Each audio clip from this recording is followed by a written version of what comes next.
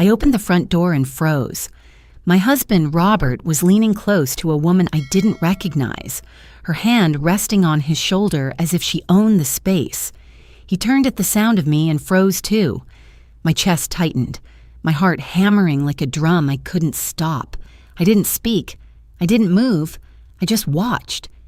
We'd been married for 22 years. 2 kids grown, a house full of memories. From the outside, we looked solid, steady, dependable. But that night, in that hall, it all unraveled in a single breath. Robert whispered, "Nothing." She smiled knowingly, and then he stepped away from her, trying, failing, to explain. I shut the door behind me without a word. My hands shook, clutching the frame. Everything I thought I knew was a lie. I drove. I didn't know where. The streets blurred. My mind ran through every subtle change I had ignored. His new cologne, the extra attention to his hair and suits, the way he always glanced at his phone before I could see it. At first I blamed stress, age, work. But the truth kept pressing against me, cold and unrelenting. I remembered the night he told me to stay close at the gala downtown. Stay close, not enjoy yourself, not celebrate us. Just stay close. And then he disappeared. That phrase, the memory, slammed back into me. I knew. I already knew what he was capable of. My hands tightened on the steering wheel until my knuckles ached. The next day, I didn't call him. I didn't confront him. I didn't cry. I packed a small bag instead. Clothes, toiletries, a few papers I knew I'd need. I left the house, walking past every familiar object without a backward glance. I slept in the guest room. My body was still, my mind racing. Every memory of our life together twisted sharp, like broken glass. I traced the patterns of our marriage, the silent evenings, the polite smiles, the moments I had explained away. Weeks passed. I settled into the apartment I rented, smaller, quiet. I walked in the mornings, letting the sunlight filter through the trees, noticing things I had never seen before. Small, ordinary things, real things. The calm was a stranger, but a welcome one. I read books I had ignored for years. Slowly, the weight of betrayal eased, replaced by clarity. My decision wasn't impulsive. It was the only one I could make for myself. Then one afternoon in a cafe, I saw him. Not Robert. David, the husband of the woman I had caught him with. Our eyes met. No words were needed at first, just recognition. He nodded. I nodded. He mentioned Robert's recent troubles, contracts lost, partners pulling back. I listened. No gloating, no triumph, just acknowledgement. I hadn't set out to destroy anything. I had only stopped protecting him. By then, the storm was over. My grief had weight, but it did not bind me. I had returned to myself. I could breathe. I could be steady. And I knew, finally, that the door left slightly open that night had taken from me what I needed to lose, only to give back something I had forgotten, my own strength. I didn't answer his calls. Not the first one, not the 10th. By the 3rd day, his voice changed. The first voicemail was confident, controlled. "Hey, we need to talk. You left in a hurry." The 5th one sounded irritated. "This isn't like you. Pick up." By the 12th, he sounded scared.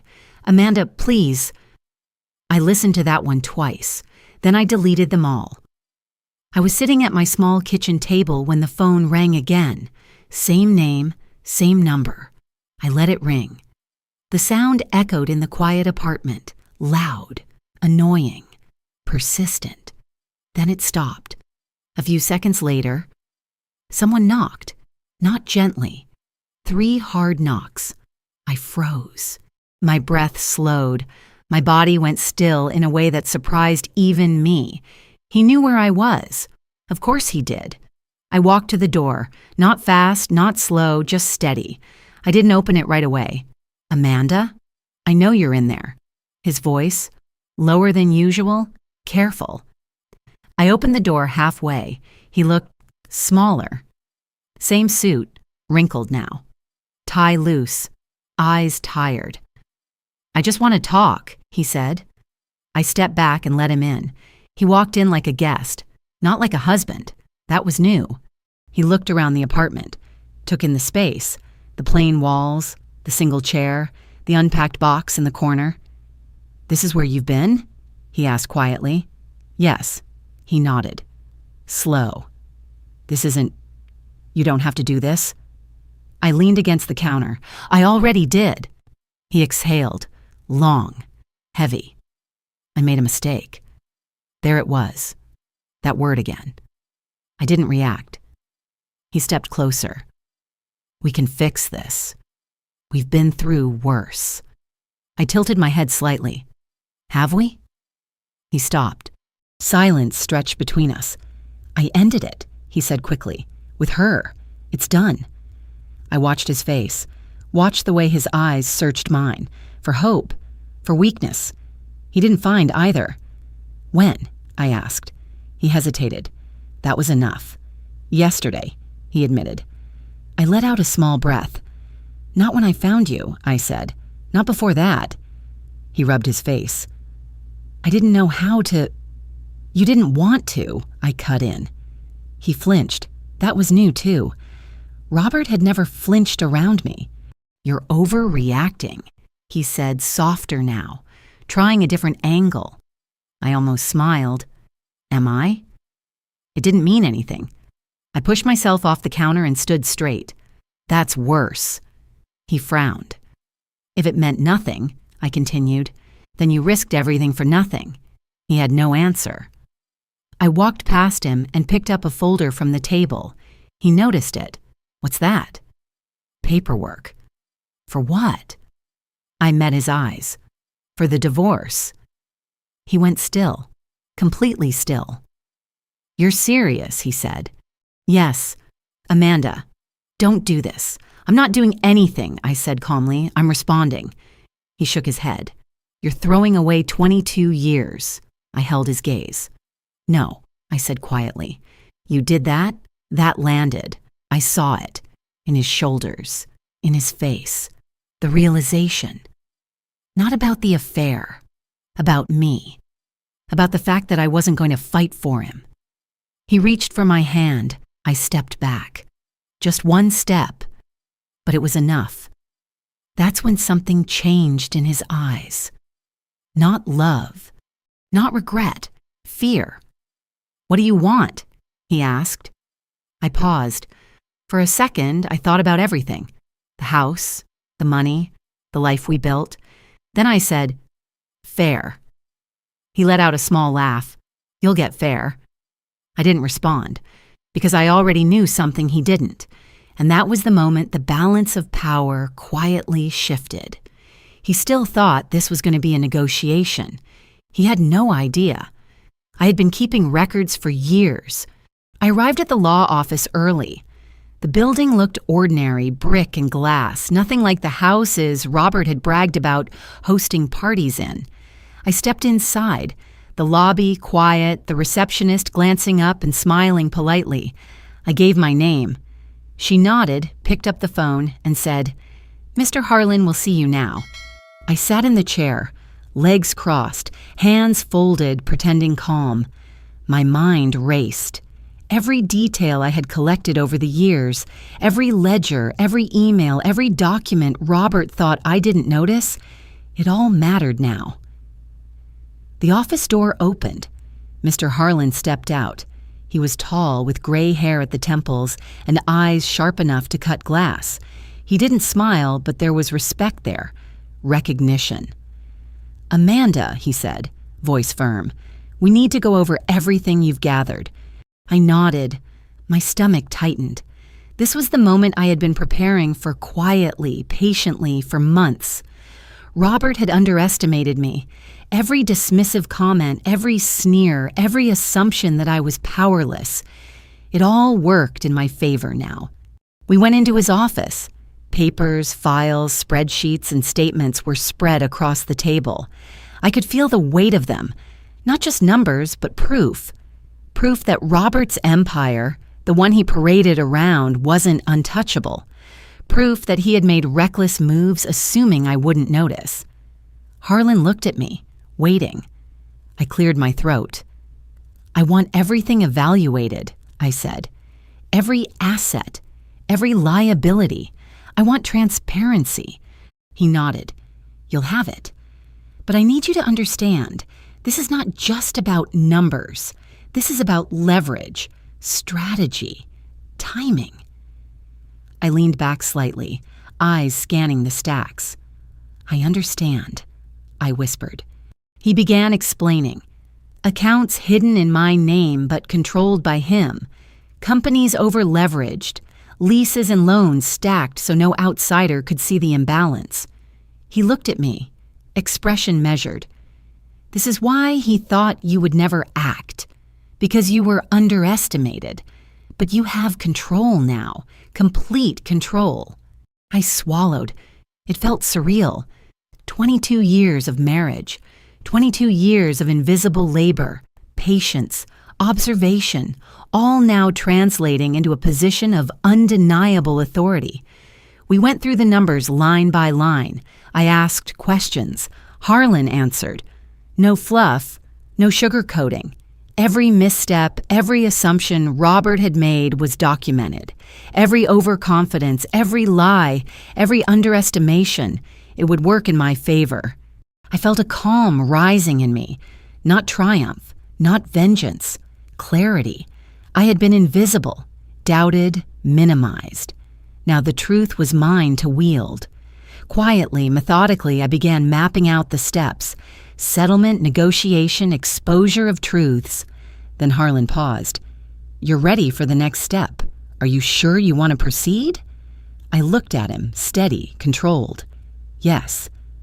But not for revenge, for accountability, for respect, and for my peace. He nodded.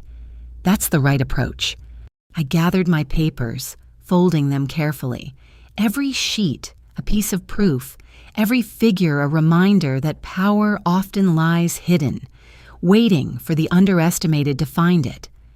As I stood to leave, Harlan said softly, Remember? The strongest victories are those where you remain composed. Let them underestimate you, then show them the truth. I nodded again. The office door closed behind me, the quiet click a punctuation mark. Outside, the city moved along, oblivious. But I felt something shift deep inside. I was no longer just a wife wronged. I was a woman aware of her power. And for the first time in a long time, I smiled, knowing the story was mine to tell and mine to control. The morning air was sharp when I stepped out of the apartment. The city smelled of coffee and rain. My hands gripped the folder tight. Every document inside reminded me that I had been invisible for too long. Today, that would change. I drove to the courthouse, taking the long route so I could think. Windows down, wind biting my cheeks, I felt alive in a way I hadn't for years. Robert would be there. He didn't know I was prepared. He thought he could charm his way through the proceedings, intimidate and bluff his way past the truth. He had no idea. The steps of the courthouse echoed under my heels. The marble smelled cool and sterile. I paused for a moment. A deep breath. My heart hammered. But it wasn't fear. It was focus, determination. I walked in and registered with the clerk. Amanda Rivers, I said, voice steady. She nodded, glanced at her schedule, and directed me to the mediation room. Robert arrived not long after. His face was carefully neutral, but I could see it in his eyes, the arrogance, the confidence. He still underestimated me. I let him talk first. Smooth words, practiced tones, reminders of the past, hints of guilt he thought I would carry for him. I smiled politely, folding my hands in front of me, listening, calculating. Then it was my turn. I laid the documents on the table one by one. Bank statements, contracts, emails, evidence of mismanagement. I didn't need to raise my voice. Every figure, every date, every signature spoke louder than words. Robert's smirk faded slowly. His hands twitched. He tried to interject, but I was already moving to the next file. The mediator glanced at me, then at him, eyebrows raised. I met his gaze. My calm unnerved him. He leaned back, trying to regain control. I didn't give it. I went through the debts, the overstated profits, the personal expenses charged to the business, and the assets I had personally secured over the years. Each revelation landed like a hammer. "You've been thorough," Robert finally said, voice tight. He couldn't finish the sentence. I didn't pause. I didn't look triumphant. I looked measured, in control. The mediator nodded. "Ms. Rivers, you have a clear claim here. Are you prepared to negotiate based on these facts?" "Yes," I said, "but not for revenge, for fairness, for respect." Robert opened his mouth, closed it, repeated. I could see the panic rising, the reality that the woman he had dismissed, belittled, and underestimated was now in full command of the situation. He tried charm. I didn't respond. He tried intimidation. I didn't flinch. Every move he thought would control me only reinforced my position. By the end of the morning, terms were laid out. Equitable, balanced, truth acknowledged. No theatrics, no screaming, just justice quietly served. I left the courthouse and breathed in the city air. The sun warmed my face. Every step down the street felt lighter, stronger. I had been underestimated my entire life. Today proved that patience, preparation, and knowing your worth mattered more than anyone's opinion. I smiled faintly as I walked past the coffee cart on the corner. The aroma was comforting. I reached into my pocket, feeling the folder that now symbolized not just proof, but freedom. And I realized, finally, that power was never about revenge. It was about standing tall and demanding to be seen. I walked into the office building and paused at the revolving door. The glass reflected my face, calm, controlled, not like the woman Robert had known for years. He had assumed I would crumble. He had assumed wrong. I took the elevator to the 20th floor. The hum of the cables, the faint vibration under my feet, it steadied me. My hands gripped the folder in my bag. Every sheet inside was a piece of armor, every number a shield. I was ready. The secretary looked up as I entered the office. She knew me slightly from the past few months of calls and letters. "Ms. Rivers," she said, politeness carefully measured. "Mr. Caldwell will see you now." I nodded and walked into the conference room. He was there. Sitting behind the polished table, papers in front of him, his expression neutral but alert. Robert Caldwell, same height, same posture, but his eyes flickered when he saw me. "You're early," he said. Voice calm, trying for casual. I didn't answer. I sat down, placing my bag carefully beside the chair. My gaze never left his. "You've gone through the files?" he asked finally. "Yes," I said, "every one of them. I understand now, completely." He leaned back, almost smug. "Amanda, you don't need to—" "I do," I interrupted. "I need to. I need clarity. I need honesty. And I need it now." He frowned. Small movement, barely noticeable, but I saw it.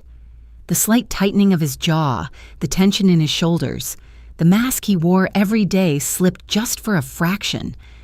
I opened my folder, handing him the first set of statements. He picked them up slowly, scanning the sheets. I let him. I waited, quiet still, watching every micro-expression, every twitch, every sigh. This is a lot," he said finally, voice slightly higher than normal. He hadn't expected this. He had thought that years of condescension, of treating me like I was invisible, would keep me powerless. "It's only what I found," I said. Calm, firm, not accusing, just fact. He set the papers down, shifting uneasily. "Amanda, we can negotiate. Yes, I said. We will negotiate based on what's fair, based on what's real, not on your assumptions, not on what you think I don't know. He tried to interrupt, tried to charm, tried to distract. I ignored every attempt. My eyes didn't flinch. My posture didn't waver. I was the same woman he had dismissed for 22 years, but now the one he had underestimated had power. We went through the list of assets, the mismanaged accounts, the hidden liabilities. Every time he thought he could distract me, I brought it back to the facts. Every time he tried charm, I answered with patience. Every attempt at intimidation hit a wall. By the end, he was silent, leaning back, jaw tight, eyes darting. He realized the tables had turned. He realized that the years he thought he controlled had only sharpened me. I didn't gloat. I didn't smile. I just closed the folder slowly, letting the weight of the truth sit between us. Do you understand now? I asked. He nodded, silent, accepting. I stood, my legs firm, my hands steady. Every step toward the door was deliberate, every breath measured. Outside, the city moved, oblivious. Inside, I had claimed what was mine, not for revenge, not for cruelty, but for recognition, for fairness, and for respect. And as I walked out, I knew this was the beginning of something new, something I had earned, quietly, patiently, and deliberately. The first knock on my apartment door startled me. I'd been sitting in the quiet, sipping coffee, listening to the hum of the city outside. I didn't expect anyone. Not today. Not after the courthouse. I opened the door a crack. David, the man whose wife had been tangled with Robert, stood there. His eyes were calm but intense. "We need to talk," he said. I hesitated. The apartment felt smaller somehow, closer. My chest tightened. I stepped aside. He entered, shoes silent on the hardwood. He glanced at the folder on the counter. "You handled that well," he said quietly. Not a compliment, more like recognition. I just nodded. No words came easily. We sat opposite each other at the small kitchen table. He leaned forward, elbows resting, hands clasped. "I never wanted you to be in that position," he said. "Seeing it firsthand, the betrayal, it's hard." I looked down at my hands. The coffee cup warmed them, but it didn't soothe the weight. "I've learned," I said. "I've learned patience, observation, preparation, and the importance of standing my ground." He nodded slowly. "You were underestimated. He thought he controlled everything. But you were collecting everything he overlooked." A small laugh escaped me, almost ironic. I suppose he did. My eyes met his. There was no gloating in me, only clarity, only awareness of the balance that had shifted. David shifted in his seat, glancing around. "There's more you can do. Not revenge exactly, but leverage. Protect what's yours and yourself." I leaned back, absorbing his words. My heart slowed slightly. The rhythm of the apartment, the distant traffic, the soft hum of the refrigerator, it all seemed sharper now, focused, each sound a reminder that I was alert, alive. He placed his hand briefly on the table. "You have power here," he said. "Not just legal, but real. Don't underestimate it." I nodded. It was the confirmation I needed. For years, Robert had dismissed me, belittled me, assumed I would not act. Now he would discover exactly how wrong he had been. I gathered the folder, sliding it into my bag carefully, each page a testament to observation, to careful work, to the years of unnoticed effort. Every ledger, every account, every note would become a tool, a shield, and a measure of justice. David stood. "Be careful. Don't let him see you lose control. That's when people make mistakes." I exhaled. I won't lose control. The door clicked behind him. Silence fell again. I moved to the window and looked at the city below. Cars, pedestrians, the hum of daily life. They didn't know what was coming. I didn't need them to. For the first time in weeks, I allowed myself to feel something close to calm. Not relief, not victory, not yet, but focus, power, clarity. I would act, slowly, deliberately. Every move measured, every word calculated. Robert thought he had the upper hand. He was wrong. And I knew, when the time came, that he would see the full extent of the woman he had dismissed, ignored, and underestimated for 22 years. The courthouse doors felt heavier than usual as I stepped inside. The marble floors echoed beneath my heels, each click a reminder that today was not just another day. I carried my folder carefully, the papers inside thick with evidence, with proof. Robert was here. I could feel it. He was waiting in the hall, leaning casually against the wall, his expression calm, composed, but there was tension in his jaw. His eyes flicked to me, calculating, trying to read my mood. He thought he had me figured out. He thought I would be frantic, unsure, maybe even pleading. I didn't run. I didn't flinch. I walked straight to the mediation room, every step deliberate. The receptionist gave me a polite nod. I returned it with one of my own, calm, collected. She didn't know what I carried, what I had uncovered, how long I had waited for this day. Robert followed, his footsteps softer now, but still there.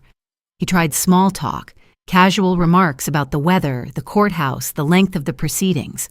I ignored it, folded my hands on the table, waited. The mediator glanced at us both, sensing the tension. "Shall we begin?" she asked. I nodded. I laid the first set of documents down.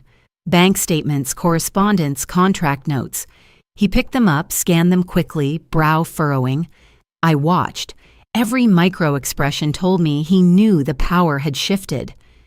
"You've really done your homework," he said cautiously. There was no charm in it, no sneer, just recognition, reluctant and grudging. "Yes," I said softly. "I've been patient. I've observed. I've waited." He leaned back, trying to reclaim some authority, some semblance of control. "Amanda, we can discuss terms." "We can... terms?" I interrupted, voice calm but firm. "We will discuss facts, not assumptions, not what you hope I don't see. Only facts. Every asset, every liability, every misstep you made while assuming I would stay passive."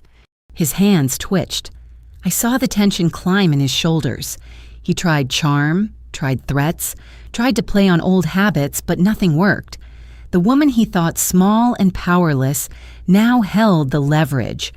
We went through every item line by line. Debts overstated, assets misrepresented, companies over-leveraged, hidden accounts. Every time he thought he could distract me, I brought it back to the numbers.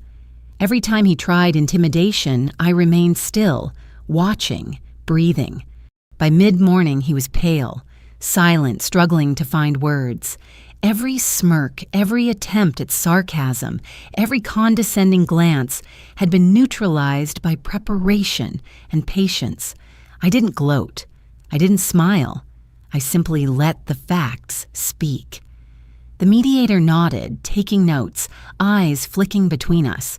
She sensed what I had known all along. Power is quiet until it's recognized. Control is measured until it's acknowledged. I gathered the papers slowly, letting the weight of the proof settle between us. Robert looked at me. His mouth opened, closed. He had no lines left to play. I stood, my movements deliberate. Every step toward the door felt like a declaration. Outside, the city moved on, oblivious. Inside, I had claimed what was mine. Not for revenge, not for cruelty, but for recognition, for fairness, for respect. The courthouse air hit me as I walked outside, cold, sharp. The folder felt lighter now. I breathed deeply. Today had been hard, tense, exhausting, but I had done more than I thought I could. I had acted. I had controlled. And in that moment, I understood fully. Underestimation is a gift. When they think you are small, quiet, powerless, they forget you are also prepared, patient, and unstoppable. I parked the car and sat for a moment, hands tight on the steering wheel. The city around me buzzed, indifferent. People hurrying, horns honking, life moving forward like nothing had happened. But for me, everything had shifted. I walked into the office building and the receptionist looked up. Her eyes registered recognition this time. She didn't know all the details. She didn't need to. She just knew I had changed. I smiled faintly and nodded. "I have a meeting with Mr. Caldwell," I said. He was waiting in the corner office, papers stacked neatly, but his eyes were alert. He tried to hide it. The tension that came from knowing I had the upper hand. I could see it in the subtle flick of his jaw, the quick swallow, the way his hands gripped the armrests when he sat down. I closed the door behind me and set the folder on the table. "Robert," I said calmly, "we need to review everything. Every account, every contract, every loan. Everything you assumed I wouldn't notice." He shifted in his seat. "Amanda, you don't have to—" "I do," I interrupted. My voice was quiet, steady, but the weight behind it made him pause. "I've waited long enough. I've been underestimated for years. Today we get clarity." He tried a small smile. "We can negotiate," he said. "We can settle this quietly." "Yes," I agreed, based on the facts, on fairness, on recognition of work done and oversight ignored. He leaned back, attempting to mask panic. I didn't move. I let him feel it. Let him sit in the realization that the woman he assumed powerless now held everything. We went through the spreadsheets line by line, the hidden accounts, the overstated profits, the personal loans he had taken out against our assets. Every time he tried to interject, I brought it back to the facts. Every attempt at charm bounced off. Every attempt at intimidation failed. The mediator glanced between us, eyebrows raised. She didn't say anything, but I knew she understood. Control is quiet, power is measured, and today it was mine. Robert's hands twitched. His breathing quickened slightly. He tried reasoning. I remained composed, calm, focused, patient. Every pause, every adjustment, every hesitation he made only highlighted my command of the situation. By mid-afternoon, he was pale, silent, the smugness gone, the arrogance dissolved. He realized how much he had misjudged me, not just emotionally, professionally, strategically. I gathered the folders slowly, folding them with care, every page a weapon, every document a reminder that patience and observation were far more powerful than intimidation or charm. I stood and walked toward the door, deliberate in every step. Robert opened his mouth, then closed it. No words left. Not for this woman. Not for the force he had underestimated for 2 decades. Outside, the air was crisp. The city continued oblivious to the storm inside the office. But I felt something shift inside me. Focus, control, clarity. I had acted. I had claimed my space. I had ensured respect. And as I walked down the steps, the sun cutting across the street in warm, sharp lines, I realized the truth. Being underestimated is a weapon if you learn to wield it. Today, I had wielded it perfectly. The elevator dinged and I stepped out on the street, the city humming around me. Traffic moved in steady lines, horns, tires on wet asphalt, distant construction. I felt lighter than I had in months. The folder in my bag had been returned to the office, but the knowledge it carried stayed with me, heavy and precise. I walked to my car, heels clicking against the sidewalk. People passed by, strangers with their own lives, unaware of the storm that had passed inside that office. I let the sunlight hit my face. It warmed me, not like comfort, not yet, but like permission. Permission to move forward. My phone buzzed. It was Diane, her number. I ignored it. She'd been a friend for 20 years, but her loyalty to Robert had been obvious for too long. She had smiled too brightly at his jokes, asked about his schedule more than mine. I didn't need her right now. I didn't need anyone right now. I got into my car and drove. Streets blurred. I didn't care about traffic. Not really. My mind was busy with calculations, plans, possibilities. I could see every step before me, not impulsive, not reckless, measured. I was still underestimated, still thought to be powerless. But every document, every ledger, every note I had kept gave me leverage I could feel in my hands. I stopped at a small cafe, ordered coffee, sat in the corner, watching the world. People laughed, argued, made calls, the sound of their lives, ordinary, normal. I let it wash over me. I had been immersed in tension, confrontation, calculation for weeks. Now the quiet reminded me I could breathe, I could observe, I could plan. Robert's calls started again. 1, 2, 3. I ignored them. He didn't leave messages this time, just hung up. Each missed ring a reminder that he had underestimated my restraint, my patience. Then a knock at the window. I looked up.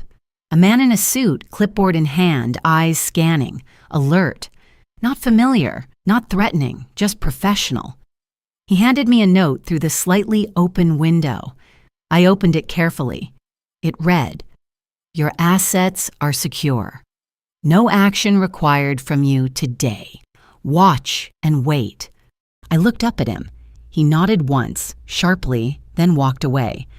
The sound of his heels on the concrete faded into the city noise.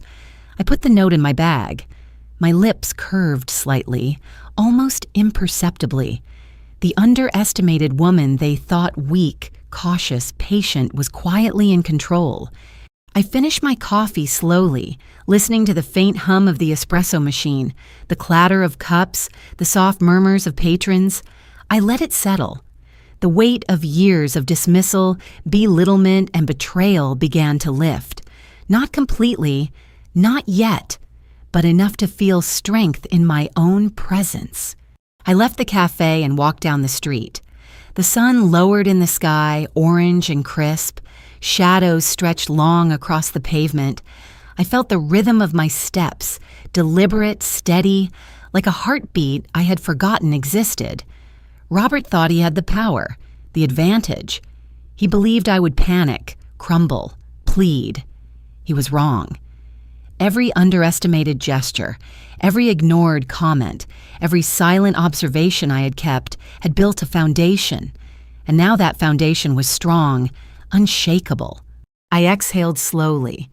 The city continued around me, unaware, and I smiled, not triumphantly, not cruelly, just clearly, completely aware that the next time Robert thought he had the upper hand, he would find it gone, and I would be ready. I arrived at the law firm just after 8 in the morning. The lobby smelled faintly of coffee and polish. My heels clicked against the tile, a steady, deliberate rhythm. The receptionist looked up, surprised to see me this early. I gave her a nod and walked past without a word. Today, no one would underestimate me. Mr. Harlan's office door was slightly ajar. I stepped inside. He looked up from the pile of papers on his desk. "You're early," he said. I didn't answer. I placed my bag on the floor, let it rest there. Every document I had gathered over the past months was inside, carefully organized. The weight of them was nothing compared to the clarity they brought me.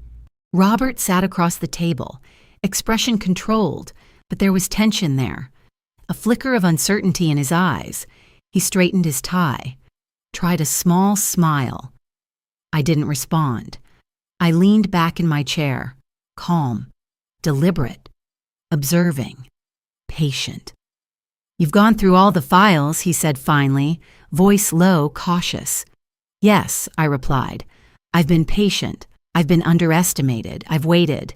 And now I am ready." He shifted, fidgeting with a pen. "We can negotiate," he said. "We can settle this quietly." "Yes," I agreed. "We will negotiate. Not on your assumptions, not on what you think I cannot see, only on facts, on fairness, on recognition. The papers were laid out, each ledger, each email, each account carefully stacked. I handed them over one by one. He glanced at each, scanning, brow furrowing. His confidence began to waver. I watched, quietly. I didn't speak unnecessarily. I didn't rush. Every pause forced him to acknowledge the weight of my preparation. The mediator, seated to the side, glanced between us. I caught the look, understanding. She saw what I had known all along. Power is quiet. Power is measured. And now, it was undeniable. Robert tried charm, tried negotiation, tried to intimidate. I let none of it penetrate.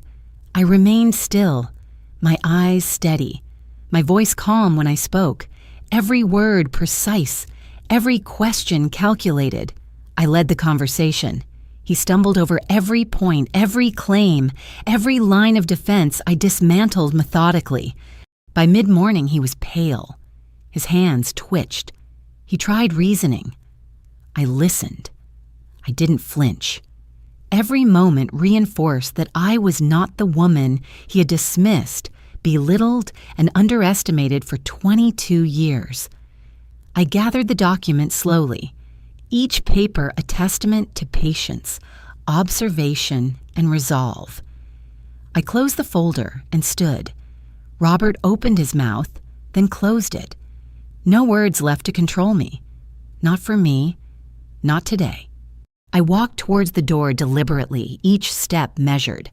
The hallway felt expansive, the air sharp and clean. Outside, the city carried on, oblivious. I could hear the distant hum of traffic, the faint murmur of pedestrians. None of it mattered. I had claimed what was mine. Not for revenge, not for malice, for recognition, for fairness, for respect. I exhaled slowly. Every step down the courthouse steps was deliberate, every breath steady. I felt the quiet power in my chest. The underestimated woman they assumed powerless was no longer invisible, and in that clarity, I understood fully. Patience, observation, and preparation were stronger than any assumption. Today, I had proven it. I unlocked the door to my new apartment and stepped inside. The air smelled faintly of paint and clean floors. It was smaller than my old house. One bedroom, a tiny kitchen, a living room that barely fit a sofa. I set my bag down and let it rest. The space was quiet, almost unnerving at first. I walked to the window. The street below was calm, people moving about their morning routines, cars, coffee shops, distant footsteps, normal life, ordinary. I breathed it in slowly, felt it settle over my shoulders like a weight I had been carrying for years was finally gone. I unpacked a few essentials, clothes, a kettle, a small stack of books I had been meaning to read. Everything else stayed in the boxes, untouched. I didn't want clutter. I wanted clarity. I wanted the start of a life measured in my own rules, my own decisions, my own space. The phone buzzed. I glanced at it. Robert's name. I ignored it. Twice. 3 times. His messages piled up. Apologies, explanations, pleas, promises. None of them mattered anymore. Not a word would change what had already been decided. I had reclaimed my control.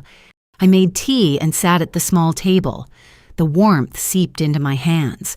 I thought about the years spent feeling invisible, underappreciated, dismissed, every microsecond of belittlement, every ignored contribution, every slight smile meant to undermine me.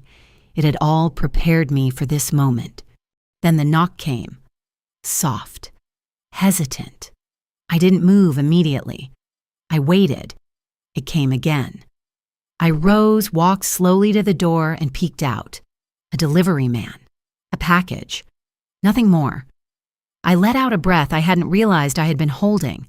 Small victories, even ones as ordinary as this, felt monumental. I spent the afternoon walking the neighborhood, noticing details I'd never seen before. The way sunlight glinted off the window panes, the smell of fresh bread from the bakery down the block, the laughter of children crossing the street. Life was ordinary, but it was mine. I had permission to notice it, to inhabit it fully, to breathe without restraint. I called Diane. Her voice came, concerned, familiar. "How are you holding up?" she asked. I smiled faintly. "I'm steady," I said. "More than I have been in years." She was quiet for a moment. Then she said, "It sounds like you found your footing." I hung up and looked out the window again. The city hummed, indifferent, and I felt a quiet satisfaction. Not revenge, not malice, not triumph, just presence. Power held quietly, respect claimed without force. As evening fell, I sat on the couch. The city lights reflected on the walls. I allowed myself to imagine the coming days, the freedom to make decisions without fear, the ability to protect my peace, the knowledge that no one could belittle or underestimate me again. I poured another cup of tea. The warmth settled into my hands, and I felt it through my chest, steady and reassuring. I smiled, not because life had been easy, not because the past was gone, but because I had survived it. And now, finally, I could move forward on my own terms. The sun was low when I stepped out onto the street, the sky turning shades of gray and soft gold. The city felt different today, quieter somehow, as if it had noticed the shift in me. My bag was light, my steps deliberate. I was walking toward the future I had been building quietly, patiently, over the past months. I passed the cafe where I had spent hours thinking, planning, letting the weight of betrayal and strategy settle into something I could hold. The bell above the door jingled as I entered, but I didn't pause. I knew the place, the rhythm, the sounds. It felt ordinary, but today ordinary was mine to claim. David was there, sitting at the corner table, tablet open, eyes focused, yet alert. He looked up, saw me, and gave a small nod. Not a smile, not a greeting, just recognition. I returned it, sat across from him. The chair creaked softly under my weight. My heartbeat was steady, my breathing measured. I felt the calm that comes after storms, the quiet power of someone underestimated. "You're early," he said, his voice calm but deliberate. He studied me carefully, trying to read the woman who had walked through fire and emerged whole. I sipped my coffee, letting the steam warm my hands, my chest. "I wanted to be ready," I said, "to think, to see clearly before we start." He nodded. "Good, because clarity is everything now." His eyes flicked to the bag beside me. The documents inside? He didn't ask. He didn't need to. He knew their weight. He knew what I held. Not just facts, not just numbers. Evidence of persistence, of observation, of a power he had long dismissed. We talked then, quietly, carefully. Not about revenge, not about victory, about clarity, about steps, about choices, about what it meant to move forward with dignity and control. Every word he spoke was measured, every glance deliberate. I responded in kind, no emotion to cloud judgment, just fact, observation, strategy. Outside, the streets hummed, cars, footsteps, the distant laughter of children. Life continued, indifferent to the small corner where two people calculated their next moves. I let it settle around me. I let it anchor me. I had endured dismissal, betrayal, humiliation. I had rebuilt from it, slowly, carefully, methodically. I left the cafe later, the sunlight fading, casting long shadows across the pavement. My steps were steady even. I passed the familiar buildings, the sounds of the city washing over me, and I felt it. Not triumph, not anger, not satisfaction. Something quieter, stronger. a sense of completion, a sense that I was finally seen. I thought about the years of underestimation, the smiles that hid contempt, the dismissals, the small moments of disregard, and I realized that all of it had led me here, to this quiet command, to this calm, deliberate control over my own life. The air was cool against my face. My hands rested lightly on the straps of my bag. I took a deep breath, felt it fill my lungs, felt it steady my chest, and I knew fully, clearly, that the story was mine now. Every step forward would be mine to decide, every choice mine to make, every moment mine to hold. If you find yourself underestimated, overlooked, dismissed, remember this. Power is not always loud. Sometimes it is quiet. Sometimes it waits patiently until you are ready to claim it. And when you do, it changes everything.